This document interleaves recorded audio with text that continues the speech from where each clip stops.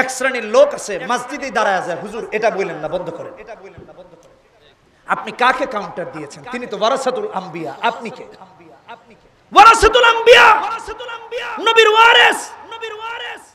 এমত অবস্থায় যদি আলেম কোরআনের কথা বলেন, হাদিসের কথা বলেন, আর আপনি কাউন্টার দেন, আপনার ঈমান নাই, কালেমা পড়ে মুসলমান হতে হবে। কিন্তু একবারও কি এই কথা চিন্তা করেছেন? এক নম্বর আলেম ওয়ারাসাতুল আম্বিয়া, দুই নাম্বার তিনি কোথায় বসে আছেন? ওই মিম্বরে বসে আছেন যেই মিম্বরে শাহজালাল ইয়ামানী রাহমাতুল্লাহি আলাইহি বসেছেন, ওই মিম্বরে বসে আছেন যেই মিম্বরে শাহ পরান রাহমাতুল্লাহি আলাইহি বসেছেন, ওই মিম্বরে বসেছেন যেই মিম্বরে শামসুল হক ফরিদপুরি রাহমাতুল্লাহি আলাইহি বসেছেন, ওই মিম্বরে বসেছেন যেই মিম্বরে পীরজি হুজুর রাহমাতুল্লাহি আলাইহি বসেছেন। তিনি তো ওই মিম্বরে বসা যেই মিম্বরে হাফিজজি হুজুর রাহমাতুল্লাহি আলাইহি বসেছেন। তিনি তো ওই মিম্বরে বসা যেই মিম্বরে মুফতি ফজলুল হক আমিনী রাহমাতুল্লাহি আলাইহি বসেছেন। তিনি তো ওই মিম্বরে বসা যেই মিম্বরে শাইখুল হাদিস আল্লামা আজিজুল হক রাহমাতুল্লাহি আলাইহি বসেছেন। তিনি তো ওই মিম্বরে বসেছেন যেই মিম্বরে তাবেঈনগণ বসেছেন। তিনি তো ওই মিম্বরে বসা যেই মিম্বরে তাবেঈনগণ বসেছেন। তিনি তো ওই মিম্বরে বসা যেই মিম্বরে সাহাবায়ে কেরাম বসেছেন।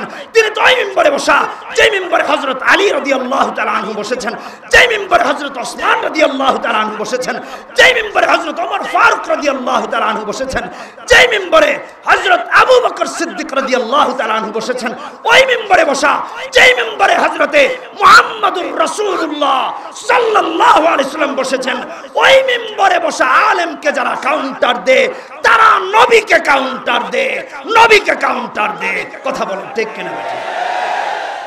दिन की सूरज डूब रही है हम लोगों के सामने, दिन की सूरज डूब रही है हम लोगों के सामने, रोज़े महशर क्या जवाब है मुस्तफ़ा के सामने, रोज़े महशर क्या जवाब है मुस्तफ़ा के सामने। दुनिया में हो दुनिया का तलबगार नहीं हो,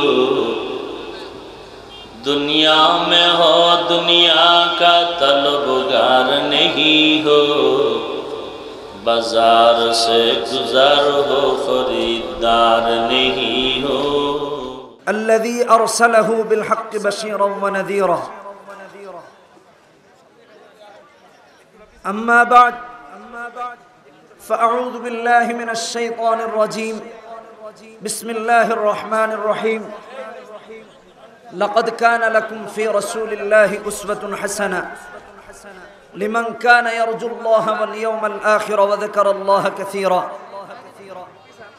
وقال تعالى في شان حبيبه إن الله وملائكته يصلون على النبي يا أيها الذين آمنوا صلوا عليه وسلموا تسليما اللهم صل على محمد وعلى آل محمد كما صليت على إبراهيم وعلى آل إبراهيم إنك حميد مجيد اللهم بارك على محمد وعلى آل محمد كما باركت على إبراهيم وعلى آل إبراهيم إنك حميد مجيد مجلس تعليم السنة বাংলাদেশের উদ্যোগে আয়োজিত উলামা ঐক্য পরিষদ মেলান্দহ উপজেলা শাখা জামালপুর কর্তৃক আজকের এই মাহফিলের সম্মানিত সভাপতি পীরে কামেল আল্লামা মুফতি মাহবুবুর রহমান বারাকাল্লাহু তাআলা ফি হায়াতি উপস্থিত জাতির রাহবার সম্মানিত শ্রদ্ধেয় নায়েবে নবী উলামায়ে কেরামগণ, সামনে সমবেত আমার পিতৃতুল্য বাবারা, যুবক বন্ধুরা, পর্দার অন্তরালে অবস্থানরত মা বোনেরা, সকলকে মোবারকবাদ জানিয়ে আল্লাহ সুবহানাহু ওয়া তাআলার দরবারে অসংখ্য অগণিত শুকর আদায় করছি, যিনি দয়া করে মহব্বত করে ভালোবেসে আজকের এই মাহফিলে আমাদেরকে একত্রিত হওয়ার তৌফিক দিয়েছেন। এজন্য মালিকের দরবারে শুকর আদায় করে বলি আলহামদুলিল্লাহ। ওয়াজ করার মতো সময় এবং সুযোগ দুটাই নাই। আমাদের সর্বজন শ্রদ্ধেয় আলেমে দ্বীন যুবকদের অহংকার মুহতারাম মামুনুল হক বারাকাল্লাহু তাআলা ফি হায়াতি কাছাকাছি চলে আসছেন। কথা অনেক, সময় অল্প, তাই ইচ্ছে পোষণ করেছি বক্তব্য দিব ওয়াজের স্টাইলে নয়, বক্তৃতার স্টাইলে। কোরআনুল কারীমের একটি আয়াত তিলাওয়াত করেছি। আয়াতটি হলো সূরা আহজাবের 21 নম্বর পারার হিফজুল কোরআনের 19 নম্বর পৃষ্ঠার 21 নম্বর আয়াত। আল্লাহ তাআলা এই আয়াতে মুসলিম উম্মাহের দিক নির্দেশনা দিয়েছেন, পথ নির্দেশনা দিয়েছেন, কিভাবে মুআমালাত মুআশারাত থেকে নিয়ে প্রত্যেকটা জিনিস একজন মুমিনের কি রকম হওয়া চাই আল্লাহ এই আয়াতে নির্ধারণ করে দিয়েছেন। আল্লাহ সুবহানাহু ওয়া তাআলা এই আয়াতে বলছেন, লাকাদ কানা লাকুম ফি রাসূলিল্লাহি উসওয়াতুন হাসানা, তোমাদের জন্য সর্বোত্তম আদর্শ মুহাম্মদ সাল্লাল্লাহু আলাইহি ওয়াসাল্লামের মধ্যে আমি রেখেছি। তিনটি শ্রেণীর কথা আল্লাহ বিশেষভাবে উল্লেখ করেছেন, তবে এই তিনটি শ্রেণী মুমিনের বাহিরে কেউ নয়, অবশ্যই মুমিন। লিমান কানা ইয়ারজুল্লাহ ওয়াল ইয়াউমাল আখিরা ওয়া যাকারাল্লাহ কাসীরা, যারা আল্লাহ তাআলার ব্যাপারে প্রত্যাশী, আখিরাতের ব্যাপারে প্রত্যাশী এবং আল্লাহর জিকির বেশি বেশি করে করে, এই তিন শ্রেণীভুক্ত মানুষের জন্য হুজুরের মধ্যে আল্লাহ তাআলা উত্তম আদর্শ রেখে দিয়েছেন। একজন মুমিনের জিন্দেগির পুরো সময়টা কি ধরনের হওয়া চাই, কি রকম হওয়া চাই আল্লাহ এই আয়াতে সূরা আহজাবের 21 নম্বর আয়াতে নির্ধারণ করে দিয়েছেন। আজ গোটা পৃথিবীতে মুসলিম উম্মাহের মার খাওয়ার একটা কারণ আমি তালাশ করে আমার এই ছোট্ট মস্তিষ্কে ছোট্ট গবেষণায় যেটা দেখেছি সেটা হলো এই, গোটা পৃথিবীতে মুসলিম উম্মাহ কাফের কুফফার মুশরিকদের চরিত্র লালন করে, অথচ কোরআনে কারীম আর সুন্নাতের আদর্শকে লালন করে। অথচ আল্লাহ তাআলা এই আয়াতে আপনার আমার জন্য হুজুরের আদর্শে উত্তম নমুনা রেখে দিয়েছেন, কিন্তু আমরা অনুসরণ করছি না। কেন বললাম এই কথাটা? মুসলিম মিল্লাতের পিতা হযরত ইব্রাহিম, সূরা হজ ৭৮ নম্বর আয়াতে আল্লাহ রাব্বুল আলামিন বলেছেন, মিল্লাতা আবিকুম ইব্রাহিম হুয়া সাম্মাকুমুল মুসলিমিন। ১৭ নম্বর পারা ২০ নম্বর আয়াতে, ২০ নম্বর পৃষ্ঠায় ৭৮ নম্বর আয়াতে সূরা হজ্জে আমাদের মিল্লাতের পিতা হযরত ইব্রাহিম আল্লাহর কাছে দোয়া করেছেন। কোরআনে কারীম খুলেন, ১ নম্বর পারা হিফজুল কোরআন ১৯ নম্বর পৃষ্ঠা ১২৯ নম্বর আয়াত সূরা বাকারা, রব্বানা ওয়াবআস ফীহিম রাসূলাম মিনহুম ইয়াতলু আলাইহিম আয়াতিক ওয়া ইউআল্লিমুহুমুল কিতাবা ওয়াল হিকমাতা ওয়া ইউযাক্কিহিম ইন্নাকা আনতাল আজিজুল হাকীম। রবের কাছে দোয়া করেছেন আপনার আমার জন্য, আল্লাহ তাআলা দোয়া কবুল করেছেন। কোরআনে কারীম খুলুন, ২ নম্বর পারা হিফজুল কোরআন ২য় পৃষ্ঠা ১৫০-৫১ নম্বর আয়াতে আল্লাহ তাআলা রেসপন্স করে কোট করে দিলেন, কামা আরসালনা ফীকুম রাসূলাম মিনকুম ইয়াতলু আলাইকুম আয়াতিনা ওয়া ইউযাক্কিকুম ওয়া ইউআল্লিমুকুমুল কিতাবা ওয়াল হিকমাতা ওয়া ইউআল্লিমুকুম মা লাম তাকুনু তা'লামুন। সূরা বাকারা ১৫০-৫১ নম্বর আয়াত, ২ নম্বর পারা ২ নম্বর পৃষ্ঠা। শুধু তাই নয়, আল্লাহ সুবহানাহু ওয়া তাআলা সূরা আম্বিয়া ১৭ নম্বর পারা হিফজুল কোরআন ১০ নম্বর পৃষ্ঠায় বলছেন, ১০৭ নম্বর আয়াত, ওয়া মা আরসালনাকা ইল্লা রাহমাতাল লিল আলামিন। আমি আল্লাহ রাব্বুল আলামিন গোটা বিশ্ব জগতের জন্য রহমত, আর মুহাম্মদ সাল্লাল্লাহু আলাইহি ওয়াসাল্লামকে গোটা বিশ্বের জন্য রহমত করে পাঠিয়ে দিলেন। জ্ঞানী লোকদের জন্য, বিজ্ঞ লোকদের জন্য এখানে অনেক বড় নিদর্শন আছে দুটি আয়াত। প্রত্যেকটি আয়াত দেখুন অতপরত জড়িত। আমাদের পিতা দোয়া করেছেন, আল্লাহ দোয়া কবুল করেছেন, আল্লাহ রাসূল পাঠিয়ে দিয়েছেন, রহমত করে পাঠিয়েছেন, রহমত করে পাঠিয়ে বলেছেন যে হুজুরের মধ্যে আমি তোমাদের জন্য উত্তম আদর্শ রেখেছি। সবগুলো আয়াতের সাথে মিল আছে না কথা? আসেন মূল বিষয়ে যাই। বর্তমান সমাজের যুবক যুবতী, তরুণ তরুণী, বৃদ্ধ বৃদ্ধা, যার দিকে দেখবেন আপাদমস্তক পারিবারিক জীবন, রাষ্ট্রীয় জীবন, সামাজিক জীবন, রাজনৈতিক জীবন, বৈশ্বিক জীবন থেকে নিয়ে প্রত্যেকটা অঙ্গনে আজকে মুমিন হয়ে কাফের মুশরিকদের চরিত্র লালন করে হুজুরের চরিত্রকে লালন করে। বোঝার জন্য ছোট্ট একটা উদাহরণ দিই, তাহলে আরেকটু ভালো বুঝে আসবে। যারা এসএসসি এইচএসসি এক্সাম দিয়েছেন, পরীক্ষা দিয়েছেন, আমিও দিয়েছি, একটা প্যারাগ্রাফ লিখতে দেওয়া হয়, what is your aim in life, তোমার জীবনের লক্ষ্য কি? কেউ সেখানে লিখে আমি একজন ভালো টিচার হব, আমি একজন ভালো রাজনীতিবিদ হব, আমি একজন ভালো শিল্পপতি হব, আমি একজন ভালো চাকরিজীবী হব, আমি একজন ভালো ব্যাংকার হব, আমি একজন ভালো ইঞ্জিনিয়ার হব, আমি একজন ভালো লয়ার হব। অথচ একজন মুমিন পিতার উদ্দেশ্য থাকার দরকার ছিল, একজন মায়ের উদ্দেশ্য থাকার দরকার ছিল। আল্লাহ রাব্বুল আলামিন আমাকে যে সন্তান দিয়েছেন আর আমার যুবক বন্ধুদের নেক উদ্দেশ্য থাকা দরকার ছিল। আল্লাহ আমাকে যে হায়াতের জিন্দেগি দিয়েছেন, এটা মানুষের জন্য নয়, মুশরিকদের জন্য নয়, কাফের কুফফারদের জন্য নয়, পুরো জিন্দেগিটা আমার আল্লাহর জন্য নিবেদন করে দিব। কথা বলেন ঠিক কিনা? কিন্তু আজকে এরকম লোকের অভাব। আজ আপনার আমার এই অভাবের কারণে, কিছু মুনাফিকদের সহযোগিতার কারণে 90% মুসলমানের দেশে খাতমে নবুয়্যতকে অস্বীকারী কাদিয়ানীরা ইজতেমা করার দুঃসাহস করে। মাননীয় প্রধানমন্ত্রী এবং তার সরকারকে ধন্যবাদ জানাই যে তিনি সেটা বন্ধ করেছেন। মুসলমানদের কলিজায় আঘাত দেন। মুনাফিকরা তার আগে তাদের পক্ষাবলম্বন করে কথা বলেছে এবং তাদের পরেও আবার বলেছে, কনফারেন্স করেছে, সেখানেও কাদিয়ানীদের পক্ষে কথা বলেছে। দুঃখ হয় এজন্য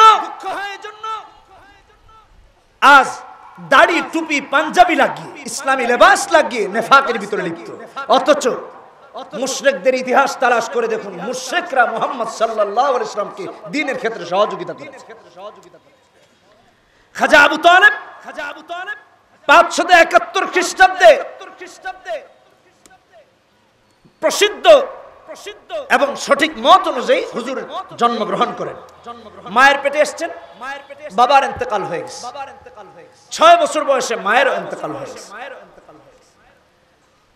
দাদার ইন্তেকালের পরে দাদা প্রথম হলেন অভিভাবক, দাদার ইন্তেকালের পরে হলেন আবু তালেব অভিভাবক।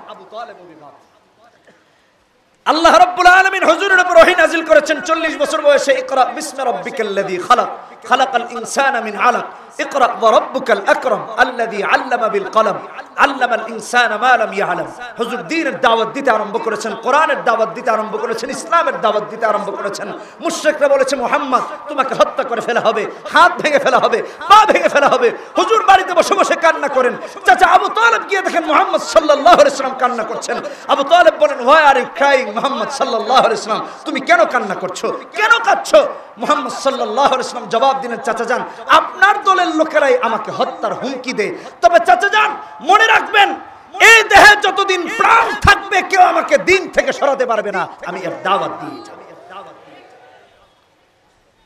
শুধু তাই নয়, মুহাম্মদ সাল্লাল্লাহু আলাইহি ওয়াসাল্লাম জবাব দিয়েছেন, আবু তালেব চাচা যান এর থেকে কঠিন পরিস্থিতির সম্মুখীন যদি আমাকে হতে হয়, ফর এক্সাম্পল আমার এক হাতে চাঁদ আর এক হাতে যদি সূর্য এনে দেওয়া হয়, তাও কেউ আমাকে দিন থেকে দূরে সরাতে পারবে না। চাচা আবু তালেব ডেকে বলেন, ভাতিজা তুমি এতিম, তোমার মাও নেই, তোমার বাবাও নেই, তুমি কান্না করো না, তোমার কান্না দেখলে আমার কষ্ট হয়। ভাতিজা আমার একজন মুশরিকের বক্তব্য শুনুন। আবু তালেব বলছেন, ভাতিজা তুমি দ্বীনের দাওয়াত দাও, কোরআনের দাওয়াত দাও, ইসলামের দাওয়াত দাও, যতদিন আমাকে মাটির নিচে দাফন না করা হবে ততদিন ওরা সবাই মিলে তোমার কাছেও আসতে পারবে না, আমি আছি। দালাইলুন নবুওয়া লিল বাইহাকি দ্বিতীয় খণ্ড 341 নম্বর পৃষ্ঠা ইমাম বাইহাকি আবু তালেবের বক্তব্যটা কোট করেছেন। ওয়াল্লাহি লা ইয়াসিলু ইলাইকা বিজামিহিম হাত্তা উওয়াসসাদা ফিত তুরাবি দাফিনা ওয়া দাউতানি ওয়া আলিমতু আন্নাকা নাসিহি ফালাকাদ সাদাকতা ওয়া কুনতা ফিনা আমিনা ওয়া আরাদতা দীনান قد عرفت بأنه من خير أديان البرية دينا لولا الملامة أو حذار مسبة لوجدتني سمحا ذاك مبينا বলেন আল্লাহু আকবার। আবু তালেব মুশরিক।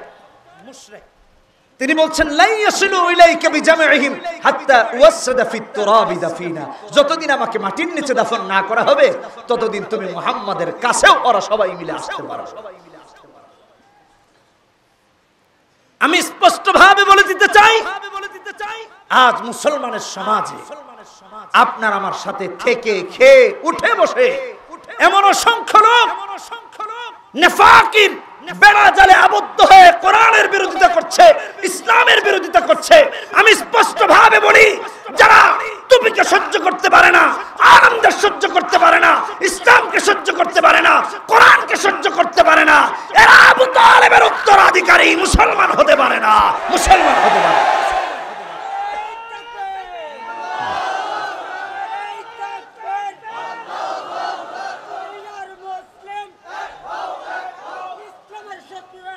ভাইরা আমার, বন্ধুরা আমার, লক্ষ্য করুন, আবু তালেব ডেকে বললেন ওয়াদাউতানি ওয়ালিমতু আন্নাকা নাসিহি ফালাকাদ সাদাকতা ওয়া কুনতা ফিনা আমিনা, তুমি আমাকে দাওয়াত দিয়েছো, আমিও জানি তুমি একজন সৎ উপদেশ প্রদানকারী, তুমি সত্যবাদী, তুমি আল আমিন। আবু তালেব বলছেন, মুশরিকের বক্তব্য শুনেন, হুজুরের চাচা তিনি মুশরিক, তিনি বলছেন ওয়ারাদতা দীনান قد عرفت بانه মিন খায়রি আদিয়ানিল বারিয়াতি দীনা, তুমি আমার কাছে তোমার ধর্ম উপস্থাপন করেছো, আর আমি তোমার ধর্ম সম্পর্কে জানি মিন খায়রি আদিয়ানিল বারিয়াতি দীনা, এই तमाम পৃথিবীতে যত ধর্ম রয়েছে সমস্ত ধর্মের মধ্যে উত্তম হলো ইসলাম। জোরে বলেন আল্লাহু আকবার, চিৎকার দিয়ে বলেন আল্লাহু আকবার। আবু তালেব বলছেন, ভাতিজা, ইজ্জতের কথা যদি চিন্তা না করতাম, সম্মানের কথা যদি চিন্তা না করতাম, বাপ দাদার ধর্মকে যদি কলঙ্কিত করার কথা চিন্তা না করতাম, সবার আগে কালেমা পড়ে মুসলমান হয়ে যেতাম। একটা কথা এখান থেকে কুট করে রাখেন, মিথ্যাকে পরিত্যাগ করে সত্যকে গ্রহণ করাকে বেইজ্জতির মনে করেছেন আবু তালেব, এবং মুশরিকরা মনে করত তাই। ইসলামকে অপমানের, ইসলামকে বেইজ্জতির মনে করত, অর্থাৎ শিরককে অসম্মান করে তাওহীদকে গ্রহণ করা, এটা তাদের কাছে অপমানের ছিল। বাপ দাদার ধর্মকে তারা বেইজ্জত করতে চেত। এর আরেকটা উদাহরণ আপনাদেরকে দিই, মুসলিম শরীফের হাদিস 141 নম্বর হাদিস, কিতাবুল ঈমান। আবু তালেব মুমূর্ষ অবস্থায়, মুহাম্মদ সাল্লাল্লাহু আলাইহি ওয়াসাল্লাম অস্থির হয়ে গেলেন। যেই চাচা দ্বীনের দাওয়াতের নিরাপত্তার দায়িত্ব নিয়েছেন আমার, তিনি আজকে যদি বেঈমান হয়ে মারা যান তাহলে আমি কষ্ট পাবো, তিনি জাহান্নামী হয়ে যাবেন। কান্না করছেন মুশরিকরা মুহাম্মদ সাল্লাল্লাহু আলাইহি ওয়াসাল্লামের কাছে, মুহাম্মদ সাল্লাল্লাহু আলাইহি ওয়াসাল্লামকে চাচার কাছে যেতে দেয় না। এক পর্যায়ে তার কান্না দেখে তাকে ভেতরে ঢুকতে দেওয়া হয়। ভাইরা আমার, বন্ধুরা আমার, লক্ষ্য করুন, বিশ্বনবী মুহাম্মদুর রাসূলুল্লাহ সাল্লাল্লাহু আলাইহি ওয়াসাল্লাম গিয়ে ডেকে বলেন, চাচা যান, ইয়া আম্মি কুল লা ইলাহা ইল্লাল্লাহ আশহাদু লাকা বিহা ইনদাল্লাহ, চাচা আমার, আপনি শুধু একবার কালেমা পড়ে নিন, কিয়ামতে আল্লাহ রাব্বুল আলামিনের দরবারে আমি সাক্ষী হয়ে যাব। কাফের মুশরিকরা বলে, খবরদার আবু তালেব, বেঈমান হয়ে মরো না, আর মৃত্যুর আগে আমাদেরকে অপমানিত করো না, আমাদের বাপদাদার ধর্মকে অপমানিত করো। ইমাম মুসলিম আবু তালেবের বক্তব্যটা এইভাবে উল্লেখ করেন, ওয়াকালা আবু তালেব, কি হাদিসের শেষ অংশে, আখিরা মা কাল্লামাহুম ওয়ালা ফি মিল্লাতি আব্দুল মুত্তালিব, আবু তালেব লা ইলাহা ইল্লাল্লাহ পড়ে মুমিন হন নাই, বরং বাপ দাদার ধর্মের উপর ইন্তেকাল করে কাফের বেঈমান হয়ে চিরস্থায়ী জাহান্নামী হয়ে গিয়েছেন, জান্নাতি হতে পারেন নাই। ইজ্জতের কথা চিন্তা করুন। আজ আপনার আমার সমাজে এক শ্রেণীর ছেলেপেলেরা আছে, এক শ্রেণীর লোকেরা আছে, এদের কাছে দাড়ি ভালো লাগে না, টুপি ভালো লাগে না, ইসলামিক লেবাস ভালো লাগে না, আলেমদেরকে ভালো লাগে না, সুন্নাতকে ভালো লাগে না। স্পষ্ট ভাবে বলে দিচ্ছে মুসলমানেরা, কোরআনে কারীম খোলো, সূরা মুনাফিকুন খোলো, 28 নম্বর পারা 8 নম্বর আয়াত সূরা মুনাফিকুনে আল্লাহ তাআলা বলছেন, এই হাদিসের ব্যাখ্যা এবং আগের বক্তব্য, বাইহাকির বক্তব্য, আবু তালেবের বক্তব্যের ব্যাখ্যা কোরআনের আয়াত দিয়ে করছি। আল্লাহ রাব্বুল আলামিন বলছেন, ওয়ালিল্লাহিল ইজ্জাতু ওয়ালি রাসূলিহি ওয়ালিল মুমিনিন ওয়ালাকিন্নাল মুনাফিকিনা লা ইয়ালামুন। ইজ্জত তো আল্লাহর অনুসরণের মধ্যে রয়েছে, ইজ্জত তো হুজুরের অনুসরণের মধ্যে রয়েছে, ইজ্জত তো ইসলামের মধ্যে রয়েছে। আজকে যারা টুপিকে বেইজ্জতির মনে করে, কোরআনকে বেইজ্জতির মনে করে, ইসলামকে বেইজ্জতির মনে করে, সুন্নাতকে অপমানের মনে করে, আলেমদেরকে দেখলে কটাক্ষ করে, তলবে আলেমদেরকে দেখলে অবজ্ঞার দৃষ্টিতে দেখে, এরা আবু তালেবের উত্তরসূরি, মুসলমান হতে পারে না। মুসলমান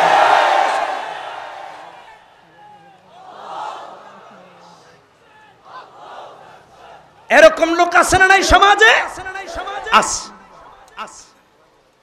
আকীদাকে সহি করার জন্য একটা কথা মাঝখান দিয়ে বলা যায়, নেফাকি আপনাকে আমাকে কাফের বানায়। একটু খেয়াল করে বোঝার চেষ্টা করুন। কুফর 5 প্রকার। বলেন কয় প্রকার? সবাইকে বলতে হবে, ভালো করে বলেন। 1 নাম্বার হলো আল্লাহ তাআলা যত নবী রাসূলগণ এই দুনিয়াতে পাঠিয়েছেন তাদের কারো বক্তব্যকে অথবা কোন নবী রাসূলকে কেউ যদি অস্বীকার করে সে কাফের। উলামায়ে কেরাম আছেন, ভুল বললে ধরায় দিবেন। কোরআনে কারীম খুলে দেখেন, সূরার নাম হলো সূরা আনকাবুত। কি নাম? 68 নম্বর আয়াত, 21 নম্বর পারা, 3 নম্বর পৃষ্ঠা, সূরা রুমের উপরে আল্লাহ বলছেন, ওয়ামান আযলামু মিম্মান ইফতারা আলাল্লাহি কাযিবান আও কাযযাবা বিল হাক্কি লাম্মা জা আলাইসা ফি জাহান্নামা মাসওয়াল লিল কাফিরিন। কুফরের 2 নম্বর প্রকার অধিক সম্পদ, অধিক ক্ষমতা, অধিক প্রভাব প্রতিপত্তির বশবর্তী হয়ে অহংকার করে দ্বীনকে অস্বীকার করেছে, কোরআনকে অস্বীকার করেছে, সেও কাফের হয়ে যায়। অহংকার বশত দ্বীনকে অস্বীকার করা, আল্লাহর বিধানকে অস্বীকার করা। ফর এক্সাম্পল, শয়তান যেটা করেছে, কে করেছে? জোরে বলেন কে করেছে? কোরআনে কারীম খুলেন 5 নম্বর পৃষ্ঠা 34 নম্বর আয়াত সূরা বাকারা। ওয়াইদ কুলনা লিল মালাইকাতি ইসজুদু লিআদম ফাসাজাদু ইল্লা ইবলিস আবা ওয়াস্তাকবারা ওয়া কানা মিনাল কাফিরিন। অহংকার করেছে, কন্ডিশন দাঁড় করিয়েছে। শয়তান কি বলেছে? সূরা আরাফ খুলেন 12 নম্বর আয়াত। আল্লাহ তাআলা বলেন, খালাকতানি মিন নারিন ওয়া খালাকতাহু মিন তিন। আল্লাহ তুমি তো আমাকে আগুন থেকে বানিয়েছো আর আদমকে বানিয়েছো মাটি থেকে, সো আমি তাকে কেন সিজদা করব? অহংকার করে, কন্ডিশন দেখিয়ে অহংকার করে আল্লাহ তাআলার বিধানকে অস্বীকার করেছে, কাফের হয়ে গেছে। আল্লাহ বলেন, আবা ওয়াস্তাকবারা ওয়া কানা মিনাল কাফিরিন। কুফরের 3 নম্বর প্রকার, কেউ যদি দুনিয়ার নাজ নেয়ামত আরাম আয়েশ পেয়ে গিয়ে জান্নাতকে অস্বীকার করে, আখিরাতকে অস্বীকার করে, অথবা এ ব্যাপারে যদি সন্দিহান হয়ে যায়, সেও কাফের হয়ে যায়। সন্দেহ করা যাবে, দ্বীনের কোন বিষয় সন্দেহ করা যাবে? কথা বলেন না কেন? আওয়াজ দিয়ে কথা বলেন না কেন? আল্লাহ তাআলার কোন বিধানের ব্যাপারে সন্দেহ করা যাবে? জান্নাতের ব্যাপারে সন্দেহ করা যাবে? জাহান্নামের ব্যাপারে সন্দেহ করা যাবে? কোরআনে কারীমের কোন আয়াতের ব্যাপারে সন্দেহ করা যাবে? কেউ যদি কোরআনে কারীমের কোন বিষয় সম্পর্কে সন্দেহ পোষণ করে, সেও কাফের হয়ে যাবে। কথা বলেন ঠিক কিনা ঠিক? কোরআনে কারীম খুলে দেখেন, আল্লাহ রাব্বুল আলামিন কোরআনে কারীমের ভিতরে উদাহরণ দিয়েছেন। কোরআনে হাকিম খুলেন সূরা কাহফ 35, 36, 37, 38 নম্বর আয়াতে আল্লাহ তাআলা বলেন, ওয়া দাখালা জান্নাতাহু ওয়া হুয়া যালিমুন লিনাফসিহি ক্বালা মা আযুন্নু আন তাবিদা হাদিহি আবাদা। কেউ যদি মনে করে জান্নাত আবার কিসের, আমার কি মৃত্যু হবে নাকি, আখিরাত কি সত্য নাকি, সে কাফের হয়ে যাবে। আল্লাহর কোন বিধান, স্পষ্ট কোন বিষয়কে যদি কেউ সন্দেহের চোখে দেখে, হুজুরের সুন্নাতকে নিয়ে যদি কেউ সন্দেহ করে, সে কাফের হয়ে যাবে। কথা বলেন ঠিক কিনা? নাম্বার 4 কুফরের, যেটা আপনার আমার মধ্যে খুব বেশি প্রবণতা দেখা দেয়।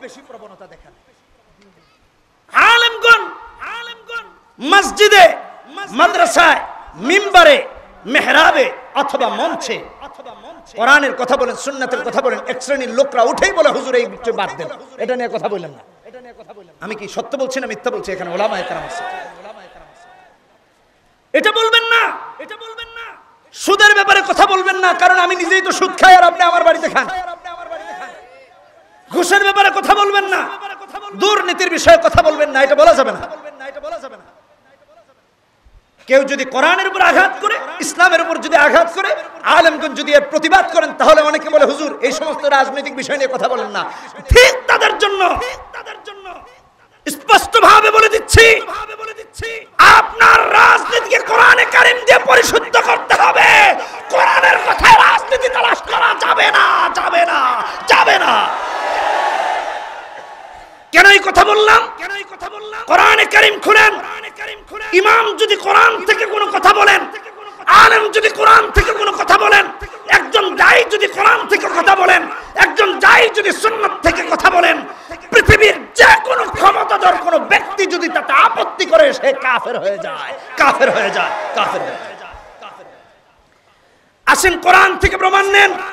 বলতে পারেন আমি বানিয়ে দিচ্ছি, না, কোরআন থেকে আয়াত নিয়ে নিন। কোরআনে হাকিম খুলেন, সূরার নাম সূরা আহকাফ, 26 নম্বর পারা, প্রথম পৃষ্ঠা, 3 নম্বর আয়াত। আল্লাহ রাব্বুল আলামিন দ্ব্যর্থ কণ্ঠে বলছেন, মা খালাকনাস সামাওয়াতি ওয়াল আরদা ওয়া মা বাইনাহুমা ইল্লা বিল হাক্কি ওয়া আজালিন মুসাম্মা ওয়াল্লাযীনা কাফারু আম্মা উনযিরু মু'রিদুন। কোরআনের দাওয়াত পাওয়ার পর, সুন্নাতের দাওয়াত পাওয়ার পর যদি কেউ এখান থেকে মুখ ফিরিয়ে নেয়, সে কাফের হয়ে যায়। কথা বলেন ঠিক কিনা বেঠিক? জোরে বলেন ঠিক কিনা বেঠিক? ইমাম খতিব যখন বক্তব্য দেন, এক শ্রেণীর লোক আছে মসজিদে দাঁড়ায় যায়, হুজুর এটা বললেন না, বন্ধ করেন। আপনি কাকে কাউন্টার দিয়েছেন? তিনি তো ওয়ারাসাতুল আম্বিয়া। আপনি কে? ওয়ারাসাতুল আম্বিয়া, নবীর ওয়ারিস। এমত অবস্থায় যদি আলেম কোরআনের কথা বলেন, হাদিসের কথা বলেন, আর আপনি কাউন্টার দেন, আপনার ঈমান নাই, কালেমা পড়ে মুসলমান হতে হবে। কিন্তু একবারও কি এই কথা চিন্তা করেছেন? এক নম্বর আলেম ওয়ারাসাতুল আম্বিয়া, 2 নম্বর তিনি কোথায় বসে আছেন? ওই মিম্বরে বসে আছেন যেই মিম্বরে শাহজালাল ইয়ামানী রাহমাতুল্লাহি আলাইহি বসেছেন। ওই মিম্বরে বসে আছেন যেই মিম্বরে শাহ পরান রাহমাতুল্লাহি আলাইহি বসেছেন। ওই মিম্বরে বসেছেন যেই মিম্বরে শামসুল হক ফরিদপুরি রাহমাতুল্লাহি আলাইহি বসেছেন। ওই মিম্বরে বসেছেন যেই মিম্বরে পীরজি হুজুর রাহমাতুল্লাহি আলাইহি বসেছেন। তিনি তো ওই মিম্বরে বসা যেই মিম্বরে হাফিজজি হুজুর রাহমাতুল্লাহি আলাইহি বসেছেন। তিনি তো ওই মিম্বরে বসা যেই মিম্বরে মুফতি ফজলুল হক আমিনী রাহমাতুল্লাহি আলাইহি বসেছেন। তিনি তো ওই মিম্বরে বসা যেই মিম্বরে শাইখুল হাদিস আল্লামা আজিজুল হক রাহমাতুল্লাহি আলাইহি বসেছেন। তিনি তো ওই মিম্বরে বসেছেন যেই মিম্বরে তাবিঈনগণ বসেছেন। তিনি তো ওই মিম্বরে বসা যেই মিম্বরে তাবিঈনগণ বসেছেন। তিনি তো ওই মিম্বরে বসা যেই মিম্বরে সাহাবায়ে কেরাম বসেছেন। তিনি তো ওই মিম্বরে বসা যেই মিম্বরে হযরত আলী রাদিয়াল্লাহু তাআলা আনহু বসেছেন। যেই মিম্বরে হযরত ওসমান রাদিয়াল্লাহু তাআলা আনহু বসেছেন। যেই মিম্বরে হযরত ওমর ফারুক রাদিয়াল্লাহু তাআলা আনহু বসেছেন। যেই মিম্বরে হযরত আবু বকর সিদ্দিক রাদিয়াল্লাহু তাআলা আনহু বসেছেন। ওই মিম্বরে বসা যেই মিম্বরে হযরতে মুহাম্মদুর রাসূলুল্লাহ সাল্লাল্লাহু আলাইহি সাল্লাম বসেছেন। ওই মিম্বরে বসা আলেমকে যারা কাউন্টার দেয়, তারা নবীকে কাউন্টার দেয়, নবীকে কাউন্টার দেয়। কথা বলেন ঠিক কিনা? আছে না এরকম লোক আজকে সমাজে? আপনার ঈমান নষ্ট হয়ে যাচ্ছে। কুফরের 5 নম্বর প্রকার, ঈমান আনার পরে কাফের হয়ে যায়। হতভাগা, নিফাকের কারণ। কোরআনে কারীম খুলেন, সূরা বাকারা। আপনারা 15, 16, 17, 18, 19, 20 নম্বর আয়াতগুলোর ব্যাখ্যা দেখবেন। আল্লাহ এখানে মুনাফিকরা ঈমান আনার পরে নিফাকের কারণে কাফের হয়েছে স্পষ্টভাবে তুলে ধরেছেন। আরেকটা উদাহরণ দিই। সূরার নামই সূরা মুনাফিকুন, 3 নম্বর আয়াত। যালিকা বিআন্নাহুম আমানু সুম্মা কাফারু, আমানু সুম্মা কাফারু ফাতুবিআ আলা কুলুবিহিম ফাহুম লা ইয়াফকাহুন। ঈমান আনার পর কুফরের কারণে বেঈমান হয়ে মারা যায়। কথা বলেন ঠিক কিনা বেঠিক? আফসোস, আজকে আমরা আশিকে রাসূল দাবি করি। আফসোস, আজকে আমরা মুসলমান দাবি করি, অথচ 90% মুসলমানের দেশে খতমে নবুয়্বতকে স্বীকার করে কাদিয়ানীরা ইজতেমা করে। এটা কি করে পসিবল হয়? কোরআনে কারীম খুলেন, সূরা আহজাব 22 নম্বর পারা। আল্লাহ তাআলা বলছেন, মা কানা মুহাম্মাদুন, 40 নম্বর আয়াত, মা কানা মুহাম্মাদুন আবা আহাদিম মির রিজালিকুম ওয়ালাকিন রাসূলুল্লাহি ওয়া খাতামান নাবিয়্যিন। কিছু দুষ্ট লোকেরা এটাকে খাতিম বলে অপব্যাখ্যা করার চেষ্টা করে। কোনো অপব্যাখ্যার সুযোগ নাই। মুহাম্মদ সাল্লাল্লাহু আলাইহি ওয়াসাল্লাম সর্বশেষ নবী, এটাই চূড়ান্ত। কথা বলেন ঠিক কিনা বেঠিক? গোলাম আহমদ কাদিয়ানী যেহেতু নিজেকে নবী দাবি করেছে, এই জন্য সে কাফের। কথা বলেন ঠিক কিনা বেঠিক? আপনাদেরকে ছোট্ট একটা উদাহরণ শোনাই। তার অনুসারীরাও কাফের, তাকে যারা কাফের মনে করে না, তারাও কাফের। একটা কথা না বললেই নয়, কিছু অনুসারীরা আবার অপব্যাখ্যা করে তাকে নবী বানানোতে ব্যস্ত আছে। কথা বলেন ঠিক কিনা বেঠিক? গোলাম আহমদ কাদিয়ানীর সন্তান মির্জা বশির উদ্দিন মাহমুদ, সে একটা বই লিখেছে হাকিকাতুন নবুওয়া। সেখানে তিনি লিখেছেন, তিনি শুধু গোলাম আহমদের সন্তান তাই নয়, কাদিয়ানীদের দ্বিতীয় খলিফা বটে।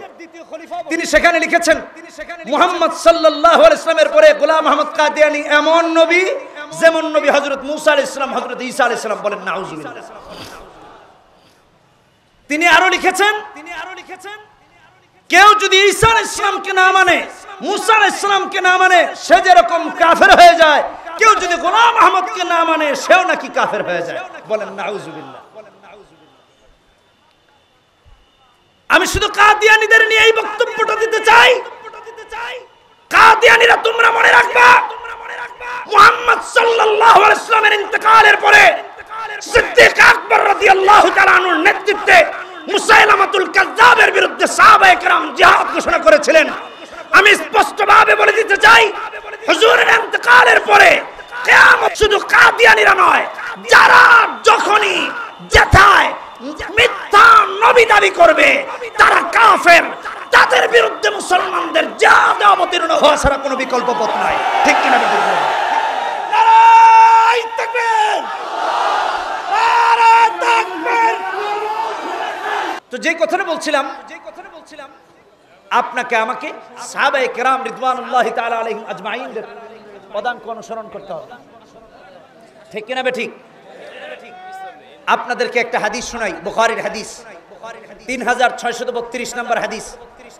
মুমিনের ঈমানি দৃঢ়তা, ঈমানি চেতনা, ঈমানি ইস্তেকামত কেমন হওয়া চাই। হুজুরের একজন সাহাবী যার নাম হলো সাদ ইবনে মুআজ রাদিয়াল্লাহু তাআলা আনহু,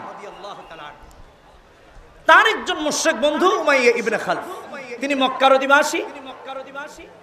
আর সাদ ইবনে মুআজ তিনি মদিনাতুল মুনাওয়ারায় থাকেন।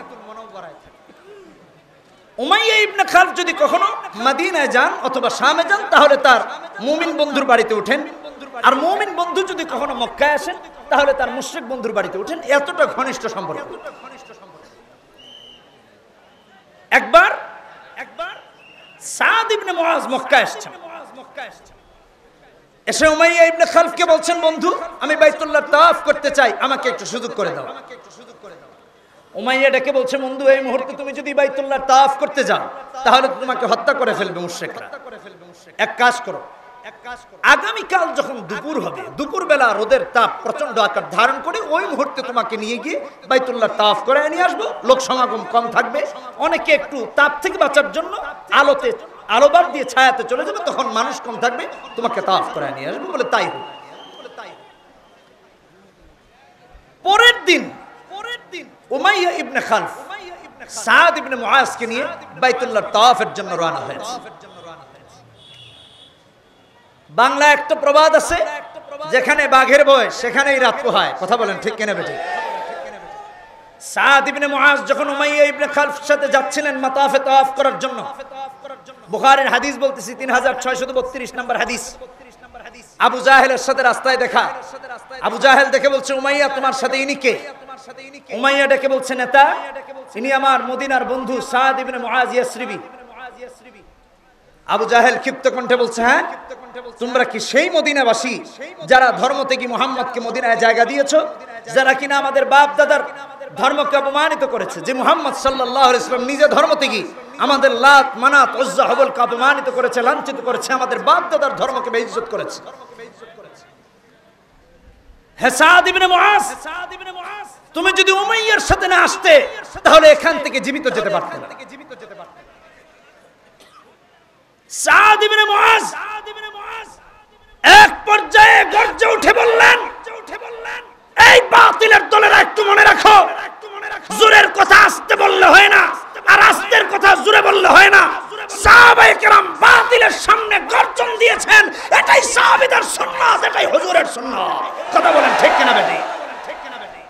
সাদ ইবনে মুআজ গর্জে উঠে বললেন, খবরদার, হুজুরের শানে বেয়াদবিমূলক বক্তব্য সহ্য করা হবে না, হুজুরের শানের উপর আক্রমণ করা হবে, আর আমি সাদ ইবনে মুআজের দেহে প্রাণ থাকবে তা হতে পারে না।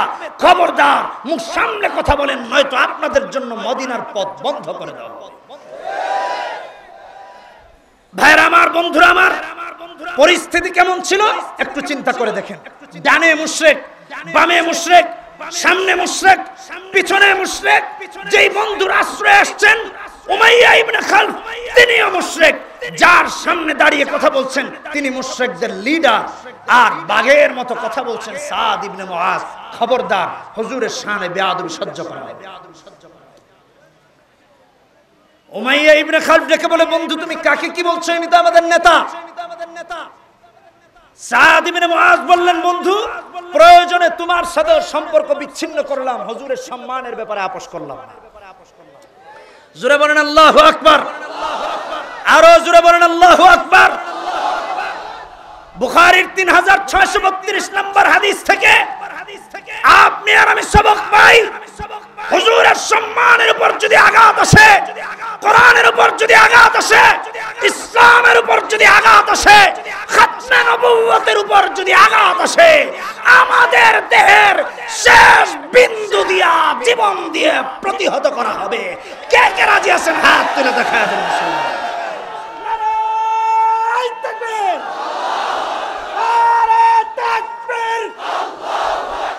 ভাইরা আমার, বন্ধুরা আমার, নেতাকে থ্রেট দিলেন তোমাদের জন্য মদিনার পথ বন্ধ করে দেয়া হবে।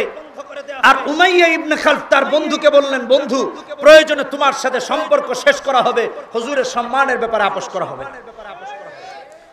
শুধু তাই নয়, সাদ ইবনে মুআজ বলেন, আমি মুহাম্মদ সাল্লাল্লাহু আলাইহি ওয়াসাল্লামকে বলতে শুনেছি তিনি তোমাকে হত্যা করবেন। উমাইয়া ইবনে খালফ বলে, সত্যি কি মুহাম্মদ সাল্লাল্লাহু আলাইহি ওয়াসাল্লাম বলেছেন তিনি আমাকে হত্যা করবেন? বলে হ্যাঁ। বুখারীর হাদিস 3632 নম্বর হাদিস। উমাইয়া চিৎকার দিয়ে বলে, ওয়াল্লাহি মা ইয়াকযিবু মুহাম্মাদুন ইযা হাদাসা। সাদ, মুহাম্মদ সাল্লাল্লাহু আলাইহি ওয়াসাল্লাম যদি বলেন তিনি আমাকে হত্যা করবেন, তাহলে হুজুর মিথ্যা বলেন নাই, মুহাম্মদই সত্য বলেছেন। জোরে বলেন আল্লাহু আকবার। উমাইয়া ইবনে খালফ বাড়িতে গিয়ে স্ত্রীকে বলেছে, স্ত্রী আমার মদিনার বন্ধু বলেছে মুহাম্মদ সাল্লাল্লাহু আলাইহি ওয়াসাল্লাম নাকি আমাকে হত্যা করবেন। স্ত্রীও ডেকে বলে, ওয়াল্লাহি মা ইয়াকযিবু মুহাম্মাদুন ইযা হাদাসা। উমাইয়া আজ থেকে আর মক্কার বাইরে যাবে না, মুহাম্মদ সাল্লাল্লাহু আলাইহি ওয়াসাল্লাম বলে থাকলে তিনি মিথ্যা বলেন নাই। জোরে কোন আল্লাহু আকবার। আমাদের কলিজার টুকরা মুহতারাম মামুনুল হক এখন বয়ান করবেন। আল্লাহ হযরতকে নেক হায়াত দান করুন। আসসালামু আলাইকুম ওয়া রাহমাতুল্লাহি ওয়া বারাকাতুহু।